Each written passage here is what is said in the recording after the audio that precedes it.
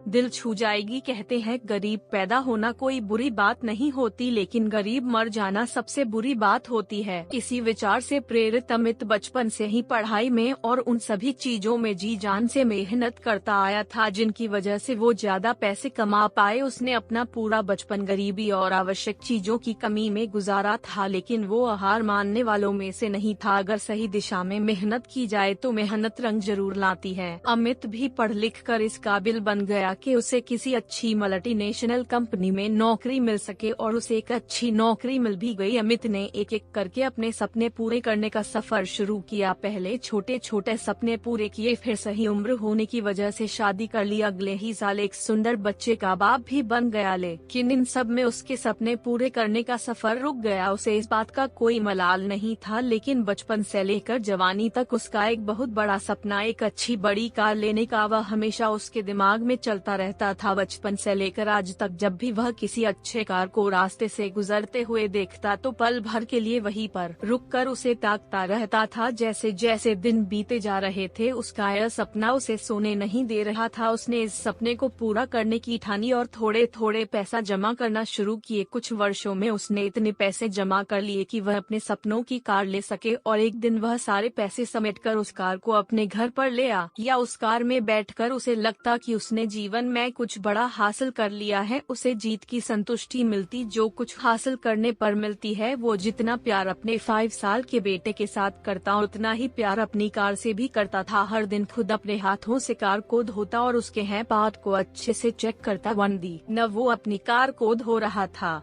साथ में उसके 5 साल का बेटा भी कार के आगे पीछे खेल रहा था। अचानक उसे कोई आवाज सुनाई दी। उसने कार के उस तरफ जाकर देखा जहां उसका बेटा कार पर पत्थर से खरोच रहा था। अमित को लगा जैसे उसका सर गुस्से से फट जाएगा। उसने बेटे को हाथ को काफी जोर से पकड़ा और उसे बुरा भला कहने लगा। बच्चा दर्द के मारे रोए जा रहा था, लेकिन अमित का गुस्सा शांत नहीं हो रहा था। 2-3 मिनट बाद जब उसने बच्चे का हाथ छोड़ा तो उसे समझ में आया कि ज्यादा जोर लगाने की वजह से बच्चे की हाथ की उंगली टूट गई। जैसे ही अपनी गलती का एहसास हुआ वह अपने बच्चे को लेकर अस्पताल गया। बच्चे की उंगली टूट जाने की वजह से प्लास्टर बांध दिया। जब अमित अपने बच्चे को मिलने गया तो बच्चे ने पूछा कि पापा मेरी उंगली कब ठीक होगी। वो उसके सवाल का कोई जवाब नहीं दे सका और बाहर आकर अपने किए पर पछताने लगा। उसे एक बार फिर से उतना ही गुस्सा आया जितना अपने बच्चे पर आया था, लेकिन इस बार का गुस्सा अपने आप पर और उस कार पर था जिसकी वजह से उसने अपने मासूम बच्चे को हानि पहुंचाई थी। वो गुस्से को शांत करने के लिए पार्किंग में पहुंचा जहां पर अपनी कार लगाई थी। वहां जाकर कार पर लात घुसे बरसाने लगा। इसी बीच उसकी नजर गाड़ी के उस हिस्से पर पड़ी जहां पर उसके बच्चे ने पत्थर से कुरेद कर कुछ लिखा था। उसने जब ध्यान से पढ़ा तो वहां लिखा था आई लव यू पापा। उसे पढ़कर अमित की आरती और दिल दोनों रोने लगे। दोस्तों,